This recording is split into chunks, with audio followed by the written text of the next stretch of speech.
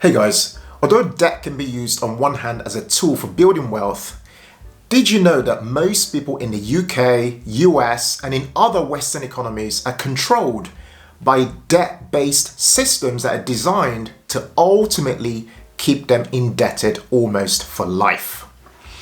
Did you know that around 8.1 million people in the UK, that's about 15% of the UK population, have what's known as problem debt, meaning that such households have difficulty repaying their debts, especially with interest rates remaining high.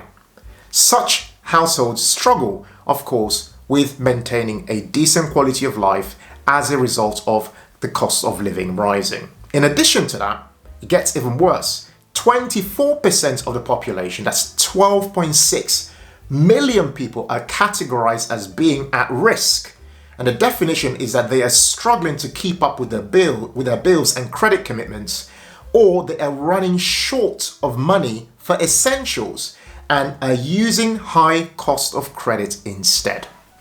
Today I want to unpack 10 ways that this debt-based system is effectively keeping most people indebted almost for life. And I want to also share tips that can help you take some practical steps over time to gradually become debt-free. For those who are new to our channel, my name is Ken Okorafor. I'm one half of the Humble Penny and Financial Joy Academy. I'm a chartered accountant, former CFO, and I'm also a Sunday Times best-selling author of our debut book titled Financial Joy, a 10-week plan to help you banish debt, grow your money, and unlock financial freedom. If you want to learn more about it, I'll link to it below and above, and I'll be referring to it today to share some important information. The structure for today's video is that I'll be looking at part one, where I'll be sharing some important debt stats to help us really understand what profile of people in the UK, for example, are really struggling with debt. Secondly, I then want to unpack the 10 ways this system of debt is keeping a lot of people indebted almost for life. And then finally, I'll be looking at some solutions. What can we start to do practically as a way to work towards, becoming debt-free and starting to then create some more financial security for our families and our households. If that sounds good to you, I'll be referring to my phone quite often to make sure I'm looking at my notes and sharing facts with you guys. If this video sounds great, please do us a favor, hit the subscribe button and show some support for our channel. And whilst you're there, please do like the video. All right, let's jump straight in. So here are the facts. I mentioned 8.1 million people earlier. Now, I wanted us to look at what that profile looks like in terms of people who are currently struggling with what's known as problem debt. So up on the screen is a screenshot of the profile in the UK. These are the people who the stats show are in need of debt advice, for example, because their circumstances are in such a dire state, for example. You can see on there that, they've categorized the stats by age. So under 35s, 35 to 65 and 66 and beyond. And you can see as well that, for the UK population, we're looking at there 27% of under 35s, with 38% of those people being at risk, which means they are soon to get into serious problems and they're currently struggling. And then you've got 55% of those people already in trouble at the moment and needing a lot of debt advice, or maybe don't yet know they need debt advice, but most certainly need to be contacting somebody to guide them to gradually work towards becoming debt-free, to put together a debt-free plan. Again, if you look on the screen is another screenshot looking at how this profile changes when we start to look at the gross household income in the UK. You can see that most people, as you'd naturally expect, the people who are most at risk and needing debt advice are people who earn under £30,000. You can see with the UK population is saying that 49% earn below £30,000, 55% is marked as at risk, and then 73% of those people that they looked at are in need of some urgent debt advice. And the numbers, as you can see, still remain fairly significant even as people earn more over time. A lot of people are still at risk from a debt perspective and also in need of some debt advice. Then again, up on the screen is a stat when you look at it from the perspective of home ownership versus non-home ownership.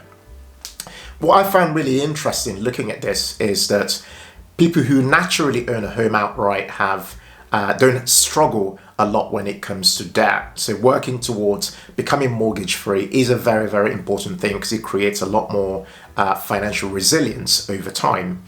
But if you then look closely at those who own a home with a mortgage, of which it says here 34% of the UK population own a home with a mortgage, you can see it says there 35% are at risk in terms of they are really struggling to really make ends meet, and it's showing there 28% are already beyond that point and desperately need some debt advice.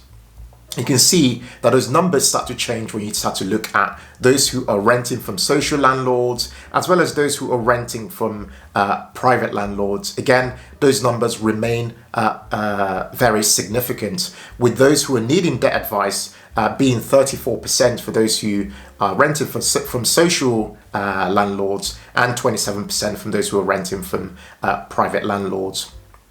And then the final thing I wanted to look at here, again, is up on the screen, is when we start to look at stats related to the type of employment that people have. I found this to be really interesting when you look at people who have permanent employment compared to those who are self-employed or freelancers versus those who are on fixed term or 0 hours contracts.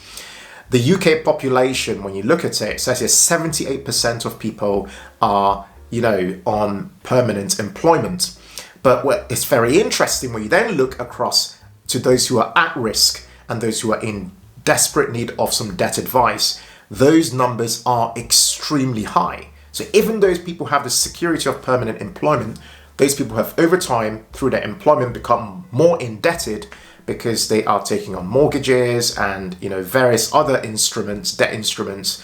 And as a result of that, with the cost of living rising, with interest rates being really high, many households who might not be on fixed rate mortgages, for example, are struggling to really keep up. So now that, and then one final thing I wanted to share relating to stats is then looking at financial resilience, which again, I'll pop up on the screen. I found this to be really, really interesting. It's saying here that with the UK population, 22% of Brits could not pay an unexpected bill of over £100. That says so much when you think about the state of life in the UK, and a lot of people feeling really stretched to the max and really, really struggling to get by. Okay, so feel free to pause all those stats and feel free to rewind at any point to look at those stats if you want to learn more from them. But I'm going to move on to part 2 of this video, where I really now want to in rapid order, get through the 10 ways the system of debt controls our lives, and then in part 3, I want to share how to break free. The first way I've identified that the debt systems we have, or the debt-based system we have in the UK and beyond, in the US, Canada, and so on, I'm focusing on the UK. The first way I've identified is this culture of minimum payments. So I've written here that paying just the minimum amount on credit card bills keeps people in perpetual debt, as interest compounds faster than the principal is reduced. This is a huge problem for a lot of people, because when you have a system that tells you that, hey, you're in debt and you're potentially paying 27% APR or whatever APR you're paying on that debt, but the system encourages you to make the minimum payments. I mean, what do people expect would happen in those scenarios? It would mean effectively that people will remain indebted forever, because that debt will compound at a ridiculous pace, meaning that people will feel completely out of control. And if you think about it, when credit cards were invented, when you look at the history of credit cards, it used to be required that when you took out debt on a credit card, you actually paid back that credit card in full. But over time, that has become relaxed, because guess what? It benefits the companies that create credit cards. It benefits them for you to be in debt and stay indebted, because it increases their P&Ls, it makes them revenue, makes them lots of profits, and keeps their shareholders happy. So as a result of that, big companies are profiting from your suffering by being in debt, which is very, very sad when you think about it. And that is a systematic design. It's not a coincidence, it's a design. That's the first. The second is the ease of access to debt. If you want a credit card, you can have it. No one stops you. Do you want some payday loans? Yeah, you can have a payday loan too. You can have a store card. You can have any kind of card that you want out there. A lot of the time, these things are very easy to access. What this does, this ease with which we can borrow money in the UK, for example, what this does is it deepens the debt trap that a lot of people are in, meaning that people feel like they'll never ever climb out of debt. They'll always be in debt for life. And that's a very, very scary place to find yourself if you're currently in that place. I'm hoping that this video will help you in some way to gradually start to come out of that situation. The third way that the debt system controls our lives is the out of control interest rates that we have. It may surprise you. Did you know, and this may surprise some people, did you know that a committee of only 9 people, 9 men and women, mostly men actually, make a decision of what the Bank of England base rate should be. And of course, that base rate decision then has a knock-on effect on what you pay for your mortgage. If, for example, you haven't got your rate fixed. Only 9 people. Just think about what power those 9 people in a committee have. And every time they have their decisions made, they sit down, they talk about, what's happened economically, what's happening around the world, what's happening in the UK, and then they have to do a vote. And out of that vote, the majority wins, and it might be that they increase interest rates or they reduce interest rates, but either way, the decisions of only 9 people dictate what happens in your family budget and in the family budget of everybody else around the country in one way or another. The fourth way that this system controls us is through sky-high mortgages, okay? These mortgages, think about it, large mortgages keep us working for most of our lives, even in frustrating jobs, whether we like it or not. A lot of people right now cannot stop working, even if they wanted to, because they need to pay that mortgage. I speak about this from a personal experience. When I think about my parents being, first generation immigrants to this country, starting on the property ladder much later in their lives, late 40s, early 50s, beginning at that stage, it's very frustrating paying for a mortgage, even when you do not like your job. You just don't feel like you want to go to work, or the work is not fulfilling, or it's just frustrating, the conditions don't work for you, but you have to show up. And if you think about where people are at the moment, the sky-high mortgages people are paying are driven by economic decisions that were made over, say, the last, 10 to 15 years with rock bottom interest rates. Property prices have risen astronomically. The decisions have been made by a handful of people, mean that the property you're buying is so utterly inflated in price, meaning that a lot of us are more indebted than we ever would have been had other decisions been made over time. So again, this speaks to a system in existence, a machine in existence that has created the financial outcomes that a lot of people find themselves in today. The fifth way that this system holds people back is that debt discriminates. That's right. Poor households have a significantly higher ratio of debts to assets, leading to the cost of servicing their debts, often being a hindrance to building wealth. You see this also with lots of ethnic minority households. A lot of people are deeply indebted in those households, meaning that it's a struggle to build any kind of wealth because they're still trying to climb out of the debt mountain they're in, and that interest keeps compounding, meaning that a lot of households feel indebted for life. Number 6 is good credit versus bad credit. If you've got bad credit in the UK, in the US and beyond, the cost of borrowing is significantly higher compared to somebody who has good credit. The good news with that is that you can, of course, over time improve your credit score. If you're someone who does not know how to go about doing that, I made a very detailed video sharing 15 different practical things you can do to help you gradually improve your credit score. I'll link to it below and above. Please go and watch that video and get started on that journey, because it does take some time, but if you apply the tips in there, it really will help you gradually improve your outcome. Number 7, and this is a really interesting one, if you think about how this has come about, is what I call the growing culture of what I call buy now, think later. Everywhere you look, things are being advertised to us with a message that you can flex your monthly payments with buy now, pay later. It's presented as a harmless tool. It's so easy. Just click this button right here and flex it and spread it, which means that there's no culture of delaying gratification or waiting for things or saving for certain outcomes to happen. If you want it right now, you can have it right now. Just press this button, yeah? And these companies will so-called flex your payments until you can't manage, of course, and they start to slam you down with various fees for missing payments or not keeping up. Number 8 is the economic booms and busts cycle. This is again a system. Think about it. When the economy is doing well, we feel good about life. We feel like, yeah, man, life is good. We feel good about the future. And what do?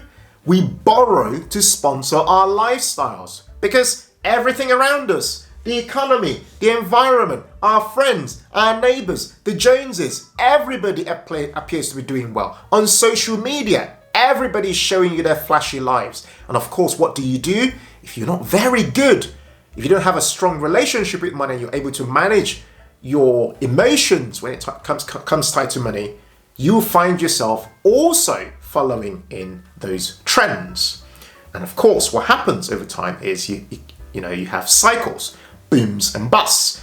What then happens is that some people also carry on that borrowing habit even during the bad times. Because what's meant to happen is that even if you did borrow, when things are bad, you're meant to start to, readjust and, tighten your belt or whatever, and just make sure that you are adjusting your lifestyle. But not everybody's able to do that. So that cycle of boom and bust and keeping up with what's going on around us and keeping up with everybody else leads to an outcome that means that more people become indebted over time. Okay, number 9, we'll get into number 10 in a minute. Number 9 is the cashless society trend. The move to make us a cashless society changes our behaviors and makes us spend more easily by removing friction. Yeah, this could easily lead to more people also borrowing money. Psychologists call this financial abstraction. It's this feeling that, I'm out there, I'm at the shop, let's say I went to the supermarket and I get to the till, let's say I went to buy a loaf of bread. I get there and I see that they're doing some sales. I buy bread, I buy some milk, I buy some chocolate, I buy a bunch of things I hadn't planned to buy. I get to the till, the lady says, or the man says, hey, it's $29.99 or whatever it is, $15.99, $10.99. I hadn't planned to spend that much money, but because I have my watch, I can just tap it and just pay. I can just tap my phone and just pay. This almost disconnects between our behaviors and actions and the economic reality that we find ourselves in is what's known as financial abstraction. It's so easy because of the technology of today, the way in which cash has been removed from society, for me or you to easily spend £500 or £300 or £200 without really feeling it, without feeling what psychologists call the pain of paying. Whereas if I was paying with cash, if I had £200, £500 cash, and I needed to pay for something in cash, I'd be like, whoa, 500 what? Ooh, I want to think about that again. I want to think twice. I want to pause and think about it. In fact, it gets deeper in what psychologists call the denomination effect, because if I was paying for something and I was paying using, say, a £50 note or a £20 note, breaking that note has a psychological pain that's connected to it. Yeah. So this aspect of the cashless society effectively means that more and more people are unable to keep track of their ins and outs of money in their lives. And the final point, and this is one that really hurts me actually, is the system of unpaid debt. And here it is. Unpaid debt can lead to legal actions, including court judgments and additional costs, further deepening money problems. For example, if you miss a council tax payment, oh gosh, councils are like gangsters. In fact, councils who chase debt are worse than banks. They're worse than credit card companies. They're worse than, like, if you think about anyone who chases debt, council tax. If you miss council tax, you're in a heap of problems. Because within 3 weeks, if you miss one payment of council tax even, they can ask you to pay the full year's amount as a demand. Yeah? And then 3 weeks after that, they can send in the bailiffs. And then guess what that does? Not only does that pile on pressure for your mental health, pile on all these kinds of pressure, they also charge you a fee. Which means that people who are struggling financially, because people get into debt for all manner of reasons, a lot of it outside of their control, worth stressing, those people then have to do what? Go to the payday loans, go to the credit cards, deeper in debt, 25% APR, to then keep up with the councils who are meant to be understanding and support you, to then mean that you don't have a CCJ, a county court judgment against your name, sinking you deeper into bad credit and into problems. All these elements, 10 of them, and there are more things that I haven't even covered on today's video, are systemic. These are designed, effectively in place, to benefit some people in society at the cost of other people in society. And that's the reality. This is a really serious topic, but there is a way out. Okay, so I want to now look at part 3 to talk about how to become debt-free. So I'm going to go through them in really quick bullet points. The first thing I want to say is that debt freedom is possible. I've been in debt.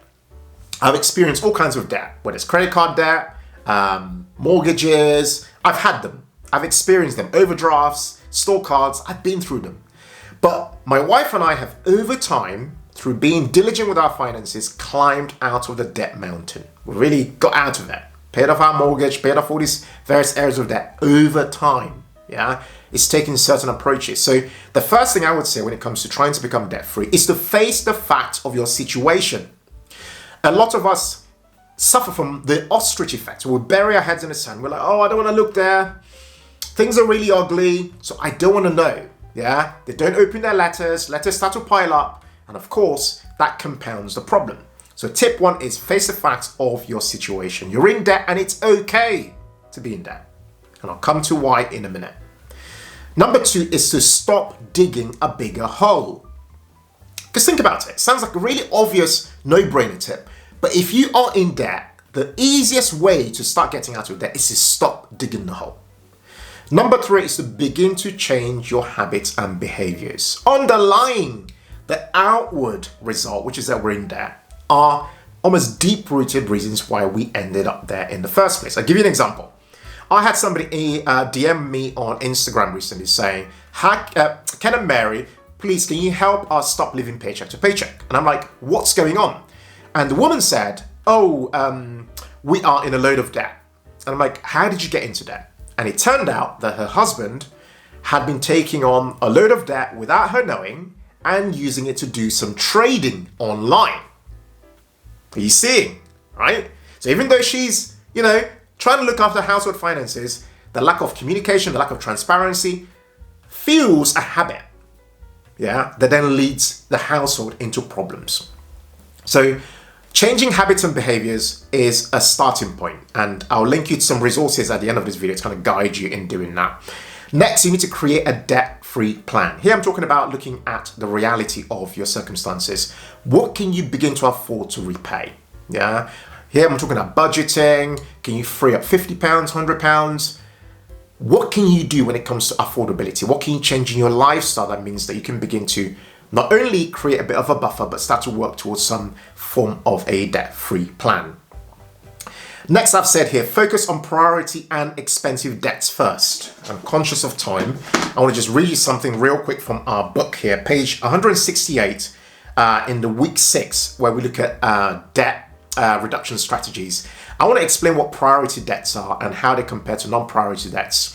In our work, we say you should focus on priority debts that are expensive. Priority debts are debts for which their non-payment had very serious circumstances or consequences. For example, you get turfed out of your house, your home could be repossessed, you could be sent to court and all that kind of thing. So expensive priority debts include, just reading here, mortgage arrears, court fines, child support arrears, income tax and VAT arrears, child maintenance arrears. These are examples of expensive priority debts. Now, priority debts that are priority but non-expensive are council tax arrears, TV license arrears, and benefit overpayments.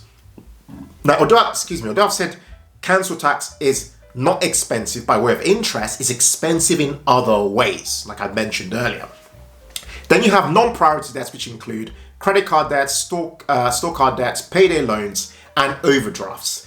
And then you've got non-priority debts, which are not expensive. For example, personal loans, catalog debts, student loan debts, which, can be expensive, and they are expensive for lots of people right now because of interest rates. And then finally, unsecured lines of credit. So my point is, the order of preferred payment should be priority and expensive should be your top priority, followed by priority and not expensive, followed by expensive debts that are not priority, then followed by not expensive debts that are not priority. Okay, sounds like a lot, but feel free to learn more in our book, page 168, for example. Okay, coming back here real quick. The next tip I've got here is to then start to take small actions when it comes to becoming debt-free. So I mentioned earlier, small things like opening your letters. It sounds like a no-brainer, but it makes so much sense because problems can compound when we don't open our letters. That mean that we then create more problems, or the fine that was meant to be £40 becomes £80 for parking fines, for example. Yeah. Small actions could also mean negotiating with people. And I know this is hard. When you're in debt, you don't want to speak to anybody. You're trying to run away from the problem.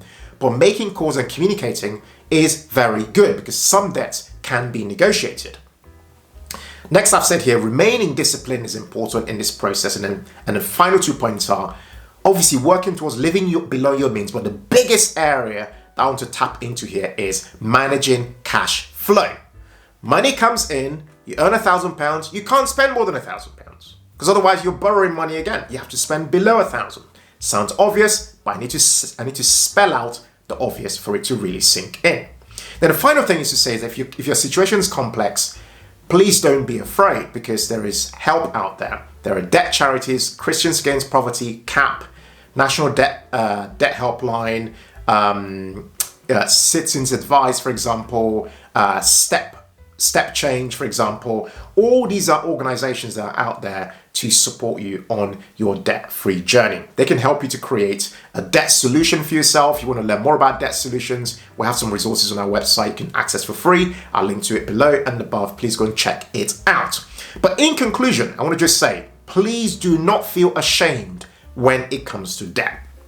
A lot of people are in debt right now for reasons outside of their control. Every single person watching this video right now is on a debt-free journey of some kind. Yeah, so do not feel afraid. And the final thing I wanted to say is that a life of financial joy declares war on bad debt. So expensive debts, but uses good debts over time responsibly to build wealth. Yeah, that is it. Now, if you want to watch a video to help you take some further steps on your debt-free journey, I'm going to link below somewhere there to a video we made a while ago sharing 10 debt-free tips, how to get out of debt super fast. I share more tips in that video that will help you in addition to what I've shared on today's video. But beyond that, thank you guys so much for watching today's video. If you really enjoyed it, don't forget to subscribe, hit the like button. I hope this has been really helpful. The goal here is to really open up about this topic, but ultimately help you work towards debt freedom. So do please stay encouraged, don't feel ashamed, and don't feel alone on your debt-free journey. There is help and support out there. Thank you guys so much for watching today's video, and as always, in all things, be thankful and seek joy. Take care and bye for now.